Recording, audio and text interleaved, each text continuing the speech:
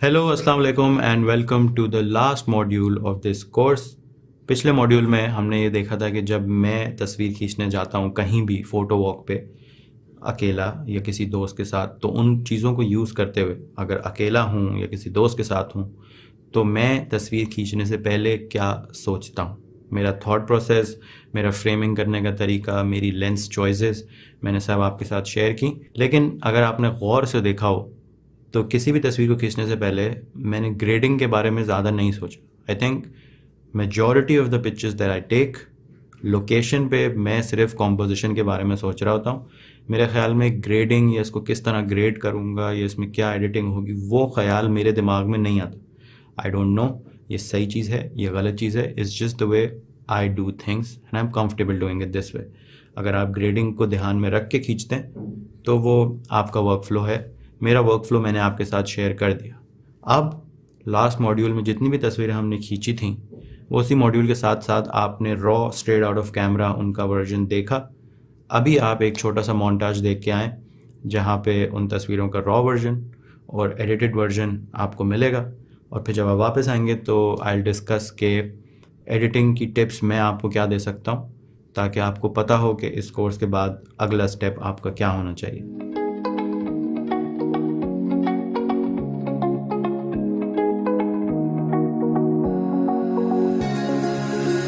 Now that I'm looking back, I can see all the signs I tried to fill in the cracks that were spread in my mind, but I was all out of hope, lost in an endless maze. The emptiness hadn't fought it, just like a void, but you broke the coldness somehow and lit up a flame. And ooh, I was done feeling hopeless, screamed out loud because it felt impossible in my bones, like getting blood out of the stone on my own. But you came around and removed the thorn in my soul. You guided me out of the storm. I found home in your arms of gold, in your arms of gold, in your arms of gold. It's funny how easily a life can be torn apart. Why couldn't I simply see that I was sick at heart and I am in deep debt? The climb we did was unreal. You made me so speechless. I just can't believe it. You broke the coldness somehow and lit up a flame. And ooh, I was my own enemy, screamed out loud because it felt impossible in my bones, like getting blood out of the stone on my own. But you came around and removed the thorn in my soul. You guided me out of the storm. I found home in your arms of gold. ये थी वो तस्वीरें जो मैंने और आपने साथ photo walk पे ली थी। इसको खींचते वक्त मेरा थॉट प्रोसेस क्या था, क्यों मैं वो फ्रेम बना रहा था, क्यों किस तरह मैंने वो परिंदा वहाँ पे लाया, वो सारी चीज़ें मैंने आपको पिछले मॉड्यूल में एक्सप्लेन कर दी। यहाँ पे मैं बस आपके साथ ये बात करना चाहता हूँ आगे बढ़ने से पहले कि इसमें काफ़ी तस्वीरें ऐसी हैं फ़ोन से खींची हुई। मेरा फ़ोन 3 साल पुराना है, इस फ़ोन से खींची हुई जो मैं बड़ी खुशी से अपनी फीड पे लगाऊंगा और किसी को फ़र्क पता नहीं चलेगा। मैं यहाँ उस बहस में नहीं पढ़ना चाह रहा इक्विपमेंट मैटर्स और नॉट, वो चीज़ में नहीं जा रहा। मैं बस आपको ये बता रहा हूँ कि if the composition is good in a picture तो वो पिक्चर एक बहुत अच्छे कैमरे से खींची हुई घटिया तस्वीर से बहुत बेहतर होती है। कॉम्पोजिशन के सारे पैसे हैं, बाकी वो चीज़ आपकी कन्वीनियंस में, और वो एक अलग डिबेट है, उसके बारे में हम किसी और दिन बात करेंगे। लेकिन अभी जो हमारा टॉपिक है एडिटिंग टिप्स के बारे में, तो मैं यहाँ पे आपको लाइट रूम नहीं सिखाऊंगा, लेकिन आपने इतना टाइम इन्वेस्ट किया है, आपने पैसे दिए हैं, तो आई विल टेल यू कि यहाँ से जाने के बाद आपका अगला स्टेप क्या होना चाहिए। तो आपको कॉम्पोजिशन करनी आ गई, आप फ़ोटो वॉक पे जा रहे हैं, आप तस्वीरें खींच रहे हैं, और जिस तरह आपकी प्रैक्टिस बढ़ती जा रही है आप कंफर्टेबल होते जा रहे हैं, आपको लग रहा है कि थोड़ा बहुत बेहतरी आ रही है, रूल्स समझ में आते हैं और रूल अप्लाई भी करने आते हैं। अब आपको चाहिए एक सॉफ्टवेयर जहाँ पे आप ये पिक्चर्स एडिट कर सकें।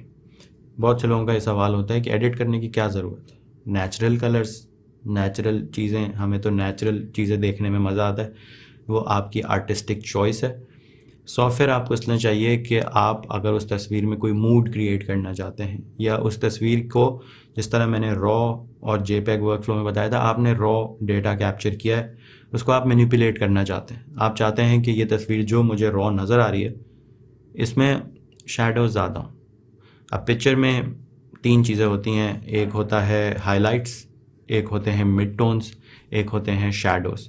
ये एडिटिंग की बात है, मैं ज़्यादा इसमें अभी एक्सप्लेन नहीं कर रहा, लेकिन जो पिक्चर का सबसे ब्राइट पार्ट है वो हाइलाइट्स हैं, जो सबसे डार्क पार्ट है वो शैडो है, बीच का सारा पार्ट मिड टोन है।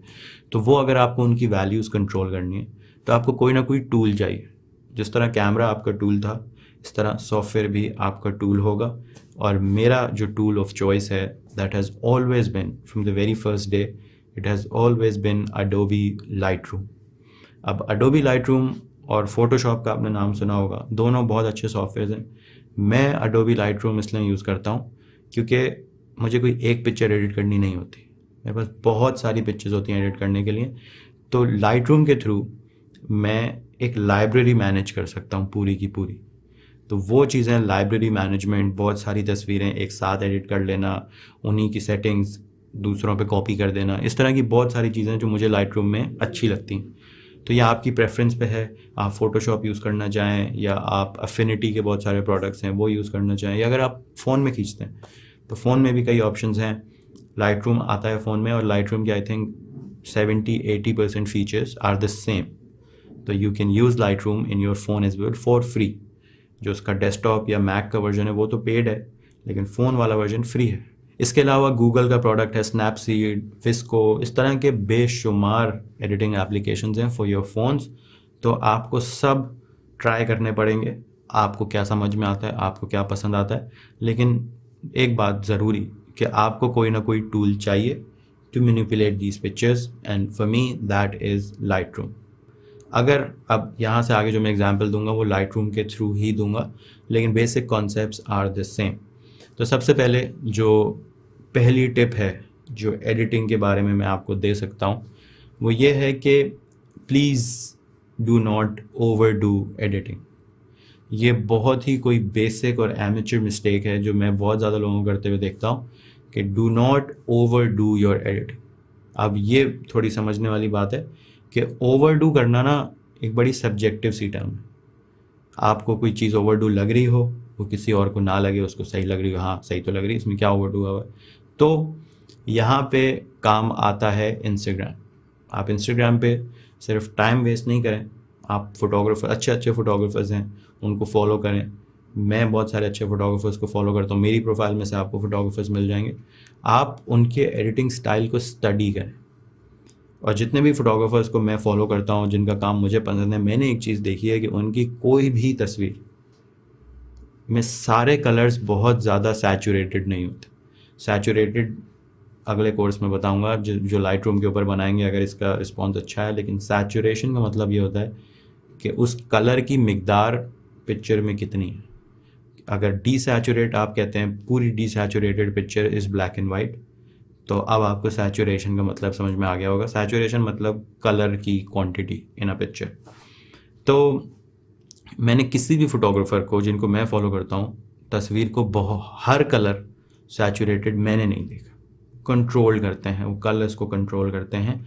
तो सबसे पहली टिप मैं आपको ये दूंगा कि आप इंस्टाग्राम पे लोगों को फॉलो करें, उनका एडिटिंग स्टाइल स्टडी करें। आप, मुझे पता है कि थोड़ा शुरू में ओवरवेलमिंग लगता है, लेकिन एटलीस्ट आप नोटबुक लेके बैठें और ब्रेक डाउन करें कि मैंने एक तस्वीर खींची है। अब पूरी दुनिया में रोड का कलर एक ही जैसा होता है। पूरी दुनिया में रोड के साइड पे जो येलो पेंट होता है, मोस्ट ऑफ द टाइम उसका कलर एक ही जैसा होता है। पूरी दुनिया में मौसम अगर सर्दी है या मौसम गर्मी है, पेड़ों का कलर एक ही जैसा होता है। मेरे पेड़ के कलर अलग क्यों लग रहे हैं और ये एरन ब्रिमॉल या एलन पेलेंडर के पेड़ अलग क्यों लग रहे हैं? Note it down. क्या आपको 3 चीज़ें थोड़ा समझनी पड़ेंगी, और अगर आपको ये कॉन्सेप्ट समझ में आ गया ना, तो आप दुनिया की कोई भी लुक क्रिएट कर सकते हैं इन अ पिक्चर। वो 3 कॉन्सेप्ट हैं। सैचुरेशन, मैंने आपको बता दिया सैचुरेशन क्या होता है। अगला है लूमिनेंस। लूमिनेंस का मतलब ये है कि एक रेड कलर है, उसकी लूमिनेंस वैल्यू का मतलब ये है कि वो कितना डार्क है या कितना ब्राइट है। सैचुरेशन का मतलब ये होता है कि उसमें कलर की मिकदार कितनी है। लूमिनेंस का मतलब ये होता है वो कितना ब्राइट है या कितना डार्क है। Saturation is about colour, luminance is about light. और एक तीसरा कॉन्सेप्ट है जिसका नाम है ह्यू। अब रेड है, रेड के कुछ ह्यूज़ हैं, वो आप चेंज कर सकते हैं। रेड के ह्यू को आप पिंक की तरफ लेके जा सकते हैं, या रेड के ह्यू को आप मैजेंटा की तरफ लेके जा सकते हैं। तो जिस तरह मैंने आपको रेड की एग्जांपल दी, इस तरह लाइटरूम में या किसी भी अच्छे पिक्चर एडिटिंग सॉफ्टवेयर में आपको हर कलर के HSL ऑप्शंस मिल जाएंगे। अगर आप लाइटरूम यूज़ करते हैं तो लाइटरूम में एक एडिटिंग वाले टैब में एक टूल होता है HSL। सारी game 99.99% of the game is HSL। आपको HSL अच्छा यूज़ करना आ गया, आपको थोड़ा बहुत टोन कर्व यूज़ करना आ गया, आप दुनिया की कोई भी लुक क्रिएट कर सकते हैं। It just depends on practice. तो डोंट ओवर डू थिंग्स का मतलब ये है कि इंस्टाग्राम पे जाएं, स्टडी करें और फिर ये देखें कि उस एक बॉल पार्क से मेरी तस्वीरें जो आप खींच रहे हैं कोई बहुत ज़्यादा रंगीन तो नहीं लग रही। मैं बहुत ज़्यादा तो इसको पिक्चर को अच्छा करने के लिए मैं बीच पे गया था, मैंने तस्वीर खींची थी, उसको मज़े का करने के लिए मैंने बहुत ज़्यादा तो रंग नहीं भर दिए, मैंने बहुत ज़्यादा कॉन्ट्रास्ट तो नहीं भर दी। कॉन्ट्रास्ट का मतलब ये होता है कि ब्लैक्स कितने ज़्यादा डार्क हैं और वाइट्स कितने ज़्यादा ब्राइट हैं। ये कॉन्ट्रास्ट का मैं बहुत बेसिक इन कॉन्सेप्ट्स पे आपको बता रहा हूँ, क्योंकि मैं पूरा लाइटरूम अभी यहाँ पे एक्सप्लेन नहीं कर सकता। तो जिस तरह मैंने कॉन्ट्रास्ट की बात की, तो इसी से मैं आपको देना चाहूँगा टिप नंबर 2।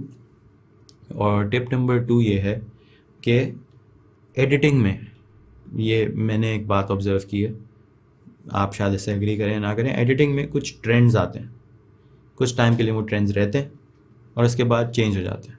फॉर एग्ज़ाम्पल, जिस टाइम पे मैंने अपना पहला कैमरा लिया था, दुनिया में DSLR रेवोल्यूशन आ रहा था। DSLR रेवोल्यूशन एक टाइम था जहाँ पे हर कोई DSLR ले रहा था। DSLR एक बड़ा ट्रेंड बन गया था, हर किसी को फोटोग्राफर बनना है, तस्वीरें खींचनी है।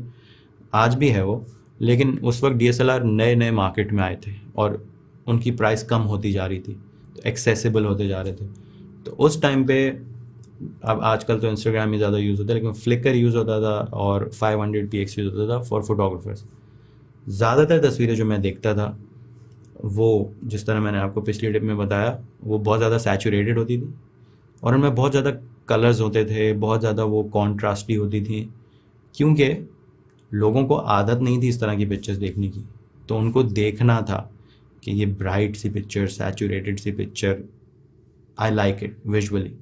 लेकिन आज की दुनिया में 10 साल बाद जब हम देखते हैं तो हर जगह आपको कैमरा मिलेगा।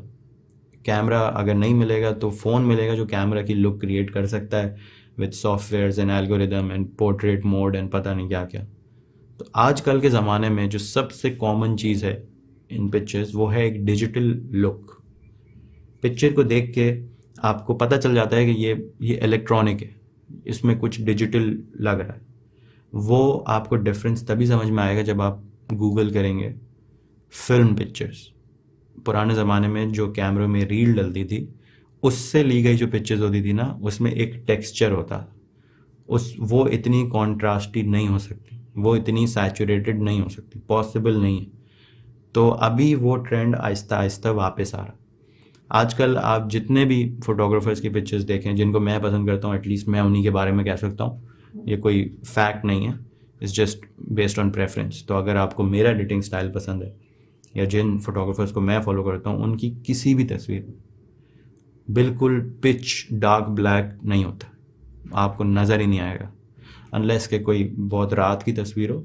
दिन के टाइम भी आपको तस्वीर में डार्क ब्लैक वैल्यूज़ नहीं मिलेंगी, आपको डार्क ग्रे मिलेगा। इसी तरह प्योर वाइट आपको उनकी तस्वीर में नहीं मिलेगा।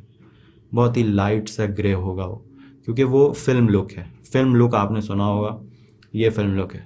इसी तरह एक और मैं आपको बड़ी मज़े की बात बताता हूँ। फोटोग्राफर्स जो लाखों के कैमरा यूज़ कर रहे हैं, लाखों की लेंसेज यूज़ कर रहे हैं ताकि उनकी पिक्चर क्लियर आए, और वो दिन के टाइम शूट कर रहे हैं। मैं अभी ISO वाली बात नहीं कर रहा हूँ, प्लीज़ उसको कंफ्यूज मत कीजिएगा। लाखों के कैमरे यूज़ करके दिन में तस्वीर खींच रहे हैं ताकि तस्वीर क्लियर आए, और फिर एडिट में जानबूझ के उसमें ग्रेन डाल रहे हैं। तो ग्रेन, ISO वाला ग्रेन अलग होता है, वो दिखने में थोड़ा सा बुरा लगता है, लेकिन फिल्म ग्रेन एक चीज़ होती है। अगर आप कभी फिल्म, पुराने ज़माने की कोई फिल्म देखें तो छोटे छोटे डॉट्स आपको नज़र आएंगे पूरी फिल्म पे, जो पिक्चर में थोड़ा सा टेक्सचर ऐड करती है। वो भी सब्जेक्टिव है, कुछ लोगों को अच्छा लगता है, कुछ को नहीं लगता। मुझे अक्सर मॉडरेट अमाउंट में वो अच्छा लगता है, मुझे लगता है कि it is adding value to the picture. तो ये सारी चीज़ें हैं, ये ट्रेंड्स हैं। अभी ये ट्रेंड है कि अगर आपकी पिक्चर में कॉन्ट्रास्ट थोड़ी कम है, थोड़ी फेडेड लुक कहते हैं उसे, अगर वो फेडेड लुक है, या फिर अगर आपकी पिक्चर में थोड़ा सा ग्रेन है। ये मैं आपको इसलिए नहीं बोल रहा कि आप हर तस्वीर में वो भर दें, हर तस्वीर में ग्रेन भर दें। It's just a trend that is the in thing right now. हो सकता है अगले 5 साल में ये ट्रेंड चेंज हो जाए और किसी स्टाइल, जैसे एक लुक होती है जिसकी मैं आगे बात करूँगा इन माई नेक्स्ट टिप, लेकिन एक लुक है जो बहुत मशहूर है जिसका नाम है till and orange. Till and orange मैंने देखा है अपने सामने के कुछ साल पहले, 3-4 साल पहले बहुत ही ज़्यादा इन थी। अभी आहिस्ता आहिस्ता या तो उसकी वेरिएशंस आ रहे हैं या वो आहिस्ता आहिस्ता फिजल आउट हो रही है। तो टील एंड ऑरेंज पे बात करते हुए हम बात करेंगे अपनी थर्ड टिप के बारे में।